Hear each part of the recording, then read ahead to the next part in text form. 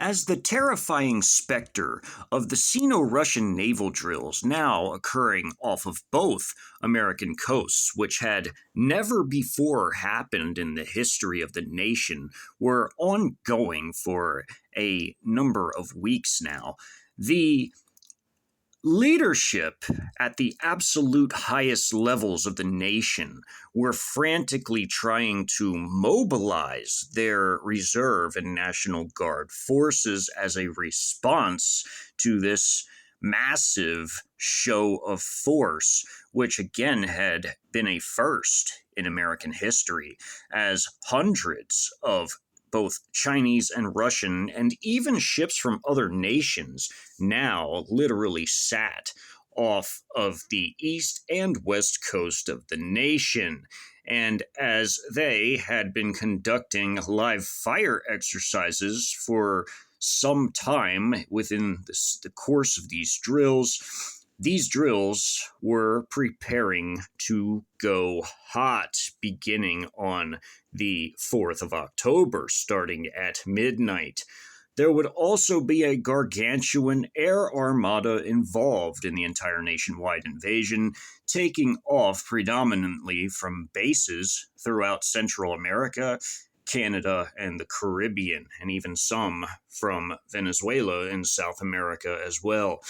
As also the Trojan shock armies, according to the tenets of fourth generation warfare doctrine, were to break out of their CCP regime properties as these massive military units, mostly from China, as well as paramilitary forces from China, along with their sizable Russian ally contingent, and also the Foreign Expeditionary Army, which was an additional 500,000 troops as the proverbial icing on the cake, as it could be said, of the invasion forces, as the Chinese were by far the largest contributor of forces between their military and paramilitary elements, followed by the Russians, as the Chinese provided 10 million total armed combatants, with the Russians 2 million, in addition to, again, the Foreign Expeditionary Army of the different allied nations comprising this 500,000-man additional force.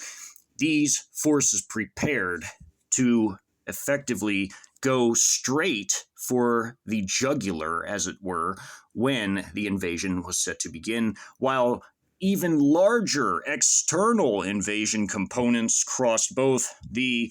southern and northern border from Mexico and Canada, respectively, to race deep inland into the nation to fan out and be the heavy-handed reinforcements as per fourth-generation warfare doctrines. In order to make this happen and happen smoothly, the Trojan shock armies along the major key invasion routes had to take control of the key nodes, which were the major and medium, and in even some other cases, small cities that sat along these routes. And I-10 was no exception, as one of the external invasion prongs, Group Armies 15 through 20, although Group Army 15 would be shed off to relieve the 83rd in Houston to allow it to travel to its new area of operations in the northeast of Texas, as well as also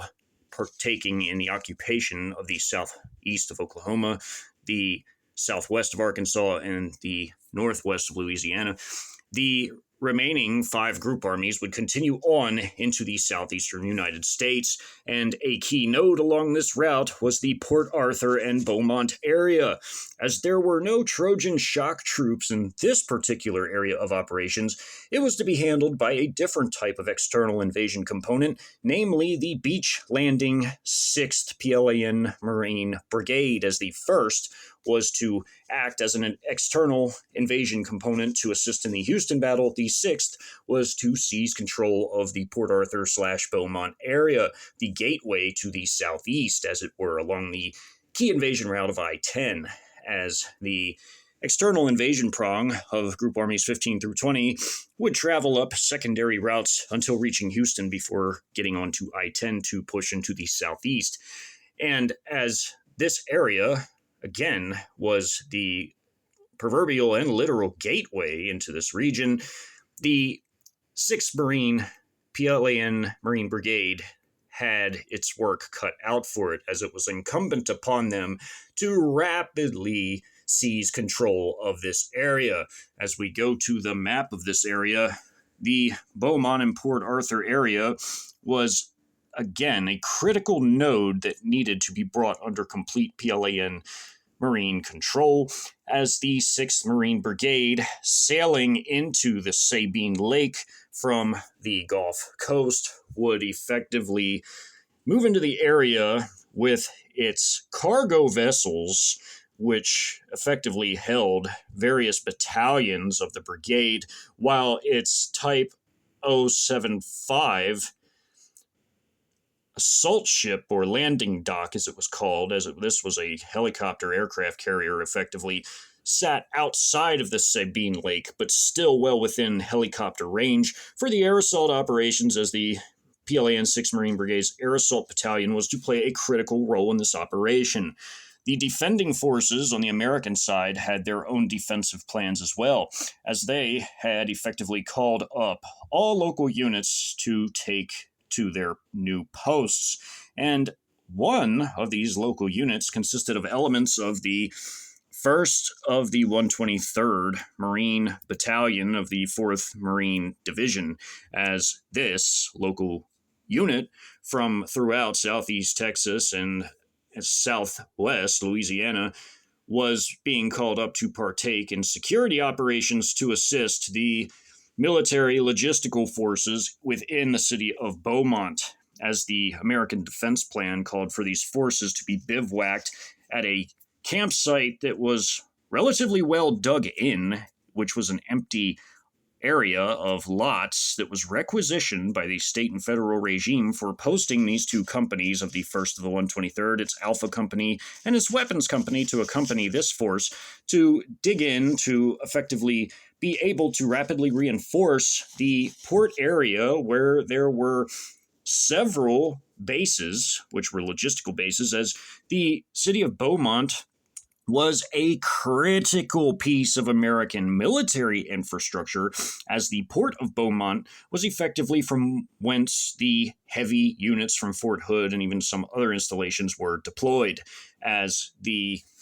842nd Transportation Battalion, the 596th Transport Group, and even the 373rd Combat Sustainment Support Command Battalion were all located in this one particular area, as there was a Army Reserve installation in the downtown area of Beaumont. There was the site of the 596th along the port area,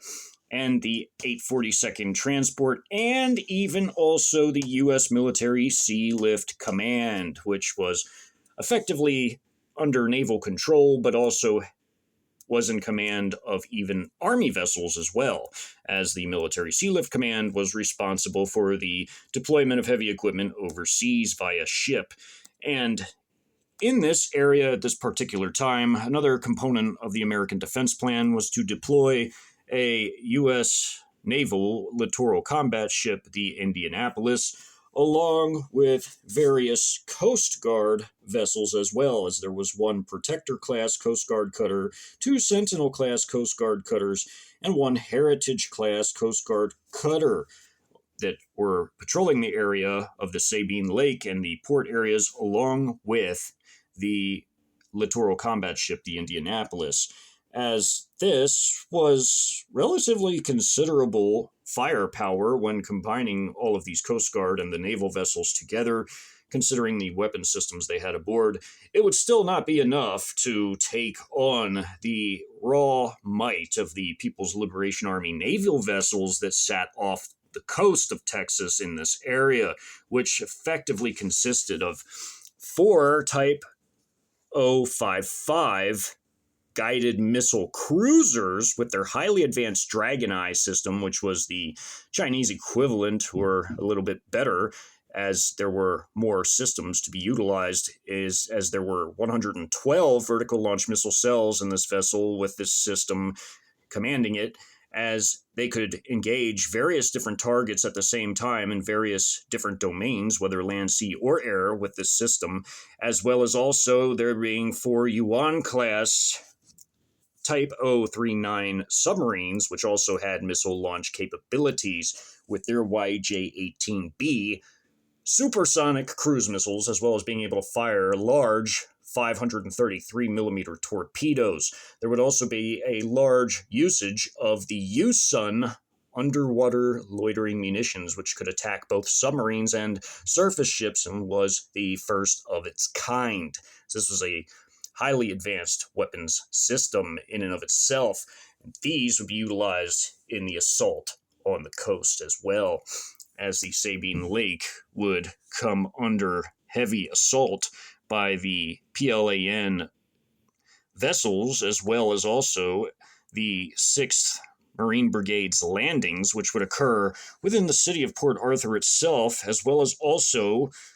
into an area containing a Marine Service and Support site, which would serve as an excellent landing spot for several additional battalions, as the Reconnaissance Battalion would be the first to land using the LCACs from the Type 075, as well as also being followed up upon capturing the site by the Medium Combined Arms Battalion and Light Combined Arms Battalion, as the American plan was, after having had called up these reserve units and also guard units throughout the land, which the average call-up rate per all 50 states was between 40 and 60%, which was an average, meaning that it was all 50 states with all of their percentages added up and divided, meaning that the average call-up rate was between 40 and 60% per state, with some states calling up more and some calling up less, with the state of Texas having called up 60% of all of its Guard and Reserve forces.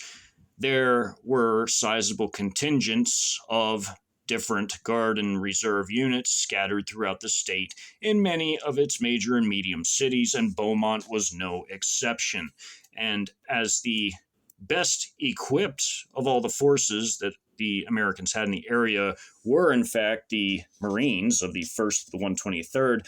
their weapons company having anti-tank, mortar, and heavy machine gun platoons to assist the rifle company of the Alpha Company. These troops by far had the most firepower, as well as the best vehicles, of course, as the logistical forces in the downtown area by the port effectively had as their best weapons crew serve weapons that were atop some of their Max Pro MRAPs that they had available, as the rest of their vehicles were primarily logistical vehicles, as they worked in this general area to deploy heavy units, as this was a major rail junction as well as a port area.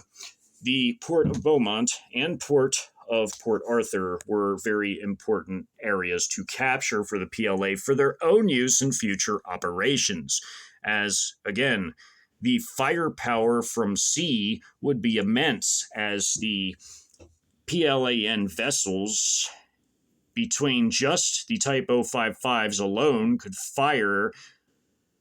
448 total missiles, with many of them being land attack missiles and many being even anti-ship. And of course, they had air defense missiles as well, as they could engage, again, land, sea, and air targets, and do so virtually simultaneously, as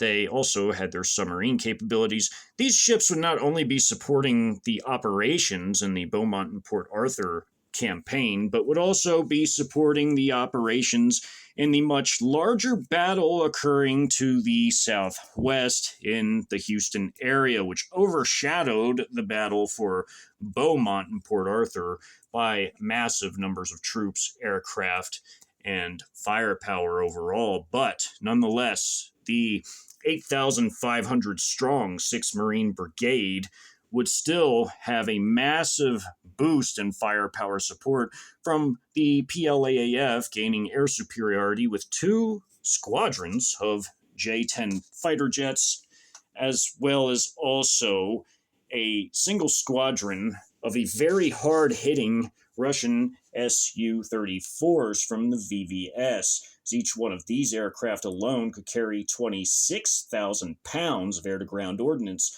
which was slightly more than what the already very powerful Chinese JH-7 aircraft could carry, which was also a very heavy-hitting aircraft at roughly 20,000 pounds. With the 6,000 pounds of air-to-ground munitions, this was truly a devastating strike aircraft. And as the first forces to effectively see combat would be the first battalion to be landed, being the reconnaissance battalion, as well as the air assault battalion, conducting their first operations near simultaneously before the heavier forces could make landfall. The air assault forces would be absolutely integral in this operation, as their combat aviation company with their Z-9WA attack helo gunships and their transport aviation company with their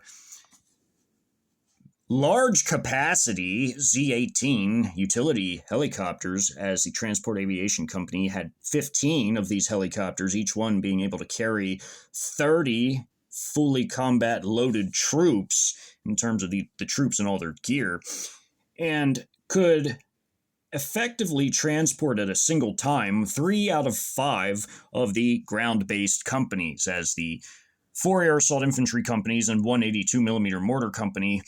could have 3 out of these 5 companies moved at a single time. And this would be the case for the absolute first landing, as 2 of 4 air assault infantry companies and the mortar company would effectively be flown in initially first from their Type 075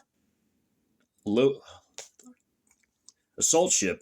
and landed to seize control of the northern end of the city of Beaumont to prevent both escape from the units in the city and even armed reactionary civilians, as well as also entry and reinforcement from the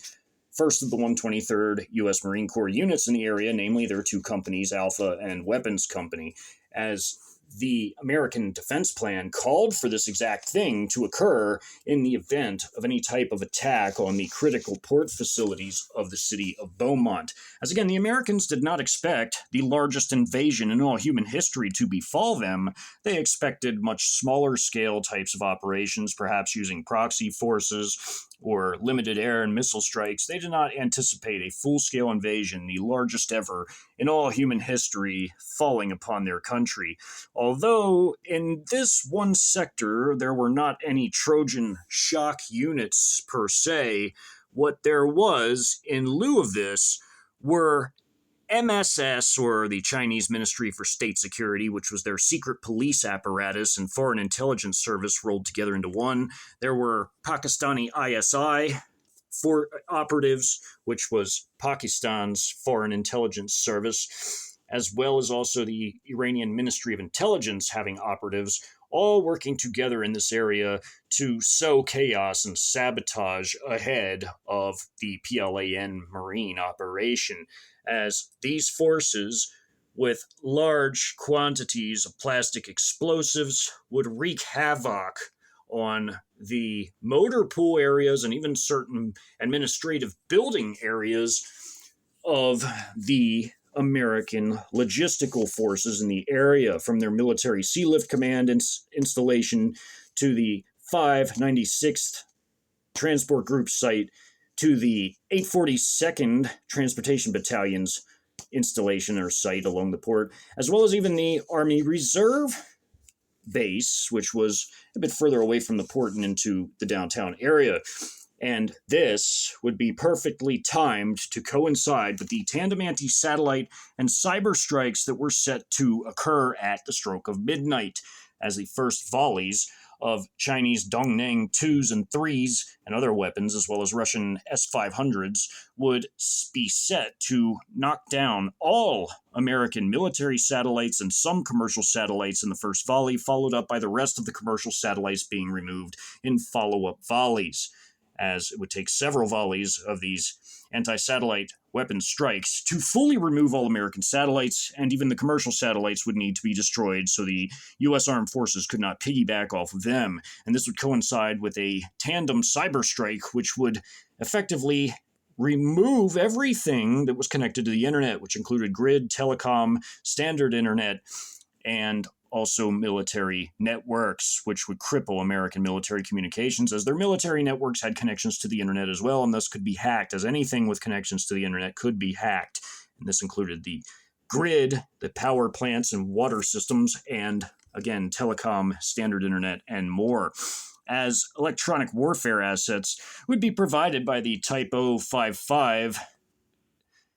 guided missile cruisers, as they had electronic warfare capabilities that were very potent, as they had electronic attack capabilities, as well as also a People's Liberation Army Navy Y9LG, which was a combination electronic warfare and electronic intelligence gathering aircraft that would orbit the area and as a supporting aircraft to the operations. In addition to this was another support aircraft, a Russian VVS IL-78 refueling aircraft, which would provide fuel to the 3 aircraft squadrons earmarked specifically to this battle space, the 2 PLAAF J-10 squadrons and the Russian Su-34 squadron of their VVS. As the operation was set to be underway at the stroke of midnight, the operatives of the MSS, the ISI, and the Ministry of Intelligence will have, by this point, planted many of their demolition charges as they were disguised in U.S. military uniforms and with the correct unit patches, having had infiltrated these facilities by clipping the fences and then effectively roving the area, acting as ordinary soldiers before planting these charges in the motor pools in certain buildings, including certain administrative buildings, and effectively egressing the area before midnight when they were set to go off, coinciding with the tandem anti-sat cyber strikes. As the military aircraft of the coalition were already in the air at this time and heading for the American airspace, they would reach the coast near immediately at midnight and be able to conduct operations as it pertained to the aircraft squadrons and individual aircraft specifically earmarked for this battle space. There would be very powerful ISR capabilities operating in the area too, provided by the PLA, as there would be a WZ-7 reconnaissance drone, an armed CH-04A reconnaissance drone, and another armed CH-4A reconnaissance drone, and a WZ-7 reconnaissance drone in this area as well. All 4 of these with satellite and the quadcopter reconnaissance assets, which would be provided by the landing units of not just the air assault forces, but the coastal landing forces, would map the entire battle space in real time, providing vital targeting data with all layers of ISR combined together, from the lowest level to the higher levels to the highest level being satellite, all overlaying to view this area in real time and map it in real time, placing enemy forces and units in real time on the combat data links of the troops and vehicles, and even the ships out at sea and aircraft in the air, and guiding them on targeting data. Not only would these installations in the city be targeted by the operatives of the intelligence forces of 3 different coalition nations, but the PLA's Trojan 616th Strategic Missile Forces Brigade from their Eastern Theater Command, which was east of the city of Austin, would also be providing some support to the operation as well, firing 4 DF-11A tactical ballistic missiles, as well as also 4 and highly accurate DF-15B tactical ballistic missiles as well, namely targeting critical buildings on these different installations within the city of Beaumont, and including by the port of the Military Sea Lift Command, 596 Transport Group, 842nd Transportation Battalion, and the Army Reserve Station containing the 373rd Combat Sustainment Support Command at this moment in time, as these would do devastating damage to these facilities.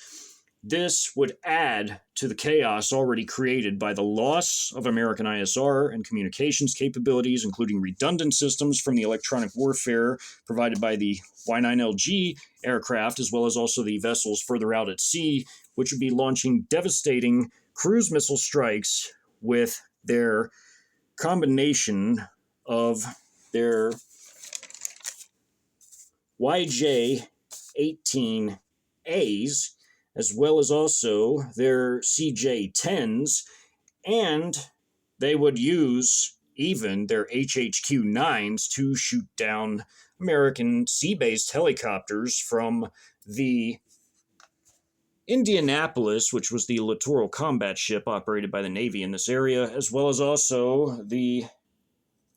MH-60 helicopters being utilized by the Coast Guard in this area as well, as these helicopters would be swatted down with relative ease at the same time that the hypersonic YJ-21 anti-ship missiles being fired also from the Typo-55s would be slamming into all of the ships in the area and sinking them. Land attack cruise missiles would also strike key buildings in addition to the tactical ballistic missiles fired by the 616th Strategic Missile Forces Brigade, as well as also using cruise missile strikes from these Typo-55s and Song-class subs firing their YJ-18B supersonic cruise missiles to hit many key bridges in the area while sparing certain others to prevent both entry and escape from Beaumont, as the American Defense Plan again called for the use of reinforcements from a relatively well dug-in area, a safe bivouac campsite outside of the city, using 96 to rapidly make it to the downtown area. The bridges, apart from the 96 bridge of Highway 96, which was a state highway, and the I-10 bridges, as this was a critical invasion route that needed to be controlled by the PLAN Marines of the 6th Brigade, as that was one of their massive, major objectives in this entire campaign, apart from also seizing the port, and also the Entergy Sabine power plant in the city of Orange, which was right across the river from Louisiana, as this was the literal gateway into the American Southeast from the South Central invasion sector. The control of the ports, Port Arthur and Beaumont, the Entergy power plant in Orange, and I-10 were the, by far, most critical objectives. Not far from this particular AO or battle space was the Houston battle space, as there were 3 combined arms brigades of the 83rd PLA Group Army that were operating outside of Houston to its north and east slightly, but still outside of this particular battle space. And they were there to control segments of I-10, while this particular segment running through this battle space was to be taken and controlled by the PLAN Marines. The greater part of the first day of the nationwide invasion within this battle space of Beaumont would be the control of the key node of the city of Beaumont itself and I-10, while on day 2, the mopping up operations would occur outside of the city and throughout much of the north of the battle space, as the air assault forces of the PLAN 6th Marine Brigade would be deployed for this particular effort and operation, as they would be moved many times to conduct search and destroy operations to hit hard the remaining armed reactionary civilian elements, as there were many militia-type forces in this area, as they were quasi-organized, at least better than many other armed civilian groups throughout the nation that would be emerging on the first day. These groups at least had some form of command and control over these small groupings of militia-type elements, although not all of the armed reactionary civilian forces in this battle space were militia elements. This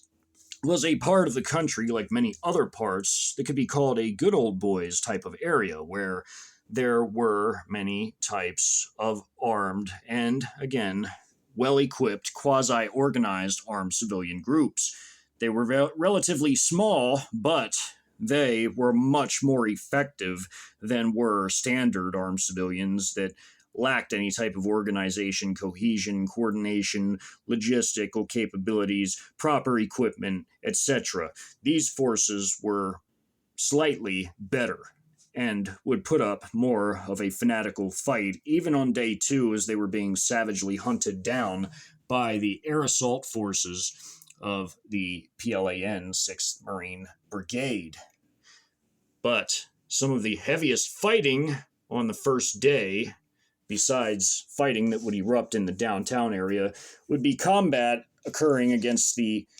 2 companies in the area from the 1st of the 123rd Marines, as this battalion, the 1st of the 123rd, had 2 of its companies deployed in this area, the Weapons Company and Alpha Company, to support, in a security capacity, the logistical units that were operating in the city, mainly adjacent to the port. There were also critical petrochemical industries in the city, namely belonging to Exxon for the most part, and these were also highly coveted by the PLA as a secondary objective after first taking control of the port facilities and I-10 and the Entergy power plant. And all of this would be the highest priorities on day 1, as well as also the capture of the ports, which would occur virtually immediately as the heavier forces would land, virtually unopposed, as this would all happen within the first 5 hours, getting many of these battalions ashore in the city of Port Arthur, as many of the armed reactionary civilians would effectively react a bit late to the operation, as it would take them time to realize fully the extent of what was going on in many areas. Although this was true for the Port Arthur city, it was not the case in some other areas, as where the reconnaissance battalion would land in a more rural coastal area, there would be immediately groupings of armed reactionary civilians to greet them, so to speak, and make contact with them by effectively exchanging fire. But with heavy air support, as well as the possibility of receiving support from the sea, from the PLAN vessels, these forces would be repelled heavily by airstrikes from NSU-34 to support the landing of the reconnaissance battalions comprising companies, as they would come off of their LCACs and make it ashore to capture the Marine Services and Support Facility, which would serve as a critical landing site to get 2 additional battalions ashore, namely the Medium Combined Arms Battalion and the Light Combined Arms Battalion, who would also play critical roles in this operation, as effectively they would sweep to the north and, in the case of the Light Combined Arms Battalion, seize control of the city of Orange, including the Entergy power plant, which was also a segment of I-10 and the gateway to the southeast, as well as also the Medium Combined Arms Battalion, after clearing flanks, effectively from moving north, hooking towards the city of Vidor, along with the Reconnaissance Battalion assisting in the flank clearing before it would move to seize the bridge of the I-10 bridge across into the city of Beaumont, blocking any escape for units that would be trapped, fighting the heavy Combined Arms Battalion moving up through the south of the city of Beaumont, along with the Combat Engineer Battalion, who would likewise be moving south and moving northward from the south into the downtown of Beaumont to assist in the combat that would unfold in the city, as fighting in the city would be heavy, as by this point in time, they would be receiving massive support from their own artillery battalion of the 6th PLA and Marine Brigade, which would be their PLZ-07 battalion, which would support them with enormous shelling of enemy forces, as although these were 122 millimeter self-propelled guns, these guns, when fired in high concentration, could clear large swathes of territory of opposing forces. And they would be instrumental in supporting the maneuver battalions of the 6th PLAN Marine Brigade in the operations in the city. As again, there would be militia-type forces, there would be U.S. Army and even U.S. Navy logistical forces. There would be Coast Guard forces at sea and some on land. There would even be some naval forces on land at the U.S. Military Sea Lift Command site.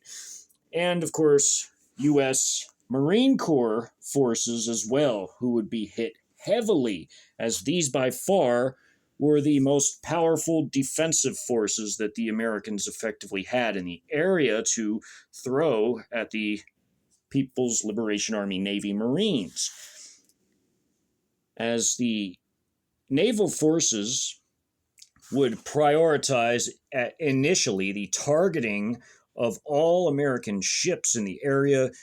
they would immediately target the USNS Indianapolis with YJ-21 hypersonic anti-ship missiles. Even a U-Sun underwater loitering munition or kamikaze undersea drone would hit this vessel and destroy it and sink it immediately, as well as also the anti-ship missiles, as the same would occur with the Coast Guard cutters, as well as also the logistical ships in the area under the command of the U.S. Military Sea Lift Command, as there were also the logistical ships spread throughout the Sabine Lake and up the Neches River, headed towards the Beaumont port, as there effectively was 3 Lewis and Clark naval supply ships. There were 3 General Frank S. Besson class Army transport ships, and there was 1 fleet oiler ship of the U.S. Navy, the USNS Kanawha. All of these vessels would be sunk again by a combo of PLAN missile strikes and U-Sun sea-based loitering munition strikes. And, of course, while the Su-34 strike aircraft would play a massive role in conducting strikes and close air support, they would predominantly be focused on land targets, leaving much of the targeting of the sea-based vessels to the Type 055 and the Type 039 diesel-electric submarines, the Yuan-class subs, which were extremely quiet diesel-electric submarines and highly advanced, as these submarines are even able to defy some of the best submarine detection technology in the world, as Japan is known to possess very advanced submarine detection systems. And within range of these detection systems, a Type 039A U-1 class sub had effectively snuck into range of these systems undetected before submerging finally just outside of Japanese waters, proving that these were very quiet submarines indeed. And 4 of these, again, which were capable of firing cruise missiles, would be assisting in this overall operation. Cruise missiles would even be targeting many bridges around the Beaumont area, again, as mentioned, apart from the State Highway 96 bridge leading into and out of the north of the city, which would be taken and controlled by the PLAN air assault troops, namely 2 of 4 air assault infantry companies and their 82mm mortar company, with the rest of the 2 land-based companies being flown in from the Type 075 landing dock or assault ship and landed to capture and control the I-10 bridge on day 1, as these were critical operations to cut off entry and exit from the city of Beaumont. This would prevent any type of reinforcing of the forces that would be swept by the advance of heavier units moving into the city of Beaumont from its south, as also they would be cut off from escape to the east by the recon battalion seizing control of the I-10 bridge out of the city to connect the city to Vidor, after first assisting initially with the clearance of Vidor until the medium combined arms battalion could arrive and take over the fight, allowing for this battalion to quickly advance and take control of the bridge out of the city, allowing for the two battalions, the Combat Engineer Battalion and Heavy Combined Arms Battalion, to conduct their operation to sweep the city and capture it, as the military areas of the city adjacent to the port and a little bit into downtown where the reserve installation was would be cleared by both the Combat Engineer Battalion and Heavy Combined Arms Battalion that would effectively assault these areas. The Heavy Combined Arms Battalion, upon having done so, would continue on to clear the rest of the city of armed reactionary civilian combatants, as this was a very powerful force with their light tank / assault guns, the ZBD-05s, which were a very potent weapon indeed, as there were two whole companies of these within the Heavy Combined Arms Battalion, with their heavy infantry companies equipped with the IFV versions of these vehicles. And, of course, their own built-in combat engineer company of their Heavy Combined Arms Battalion, in addition to their mortar company and headquarters and support company, making the entire battalion, as these were very mighty forces indeed. The Combined Arms Battalion, the Combat Engineer Battalion, rather, which was strictly just combat engineers, was also a very powerful force and employed highly advanced technologies such as armed combat robots and FPV drone operators, as well as also operators operating the single-tube versions of the CH-901A loitering munitions, as the PLA and Marine 6th Brigade did not have the TEL-based systems with the 48 tubes. They had the single-tube versions that were operated by specially trained operators that had gone through the course to utilize these systems. And they would also be utilized to moderate effect throughout the course of this battle to assist their forces when encountering strong points that required certain types of heavier firepower, which included CH-901As with HE warheads or heat warheads, or again, they could even be equipped with fragmentation warheads, which were outstanding against clusters of infantry-type forces, as the gunships would also play a pivotal role in this operation, the Z9WAs, as these, although not quite as advanced as the PLA ground forces or Army's Z-10 gunships, which were cutting edge, state of the industry, state of the art, these were still a highly nimble, well-armed, and relatively well endowed in terms of their optics and radar gunships, and these served the PLA and Marines well and could carry an array of different types of weapons, from ATGM pods to rocket pods, or a combination of the two, along with their dual 23mm cannon with HE armor-piercing ammunition, which was devastating on the battlefield. As, again, the Z-10 gunship used by the Army was a bit more advanced. These were still very capable attack helicopters, as there was also the Z-9C, which was the anti-submarine warfare version of this. There was also 3 of these aboard the Type 075 helicopter carrier, or assault ship, or landing dock, as it was called. Effectively, it was like a miniature aircraft carrier. And the total amount of helicopters that could be carried was 28 to 30, but in place of the other 2 were drones, effectively utilized by the PLAN, as they had 28 helos on their brigades, Type 075 assault ship. 3 were the detachment of the Z9Cs. There were 10 Z9WAs, which in 2 flying platoons comprised the Combat Aviation Company of the Air Assault Battalion, with the 15 Z-18 transport helicopters effectively comprising the Transport Aviation Company, which would transport the land-based companies into battle, the 4 air assault infantry and 1 mortar company. And there was the headquarters and support company, which all in all comprised the entire air assault battalion. although it was not necessary to use the Z-9Cs that were available in the detachment of anti-submarine warfare helicopters, which were technically part of the Air Assault Battalion, as well as there were no submarine threats. These would remain aboard the Type 075, while the Combat Aviation Company and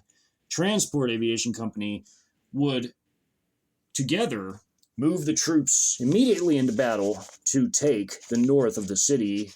as the 96th Bridge, which traversed this tributary, needed to be captured to prevent the Marines from entering and forces from escaping. And then the next trip would effectively fly in an outward pattern, moving again in the same pattern they did to drop off their first three companies, for swinging south to avoid all the incoming missile strikes that were gradually targeting all the bridges, as it has to be understood at all times.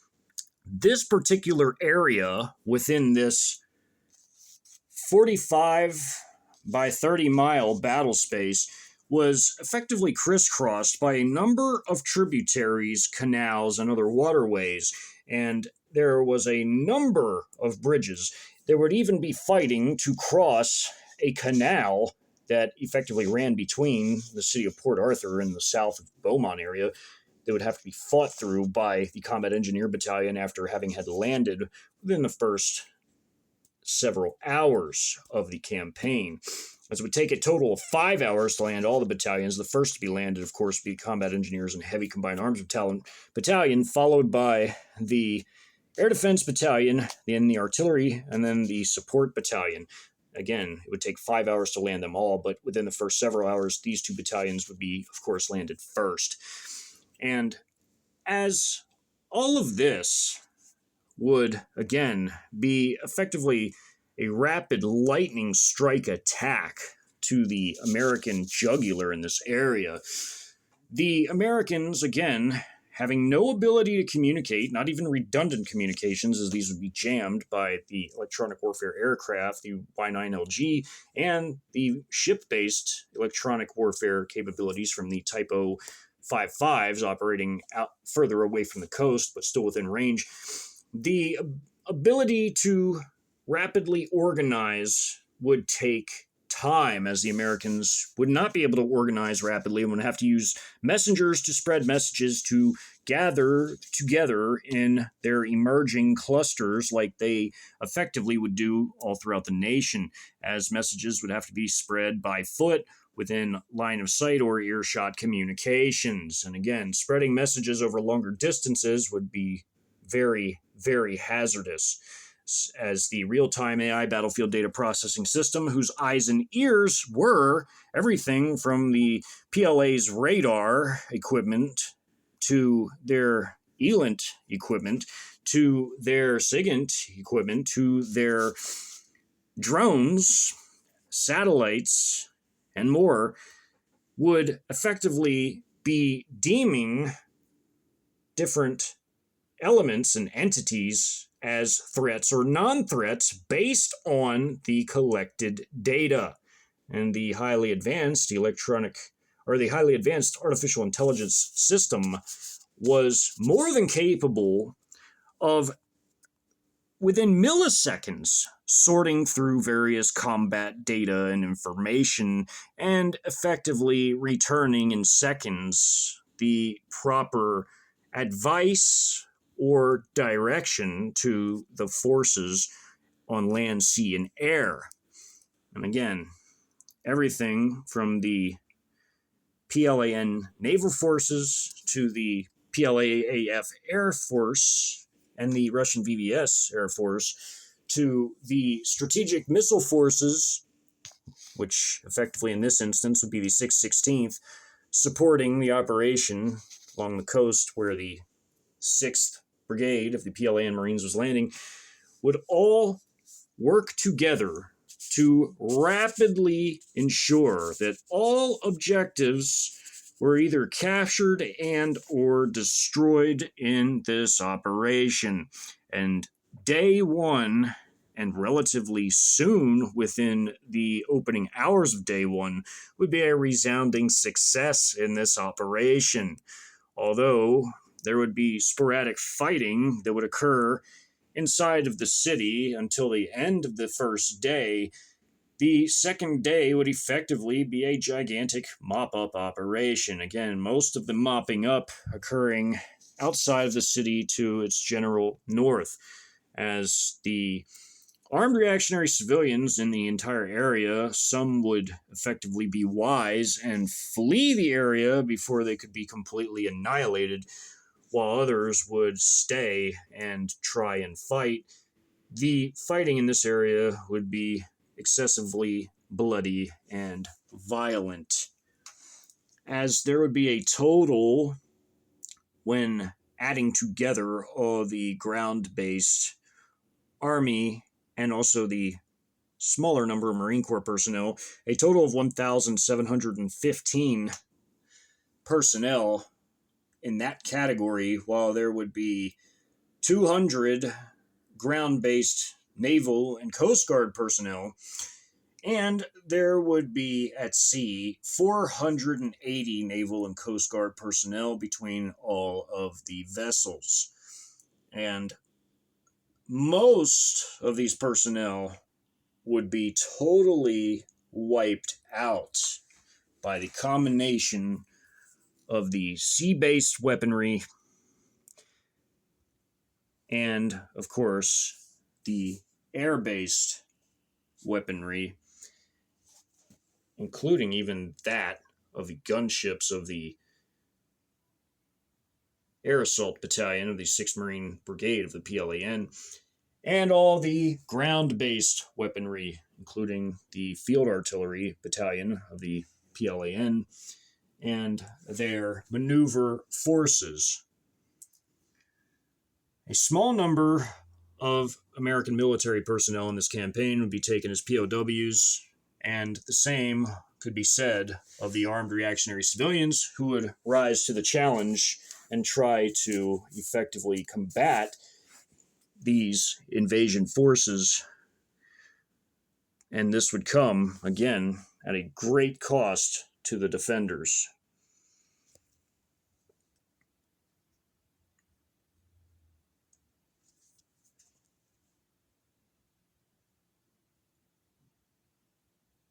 More to come in the next video installation of this hypothetical invasion documentary series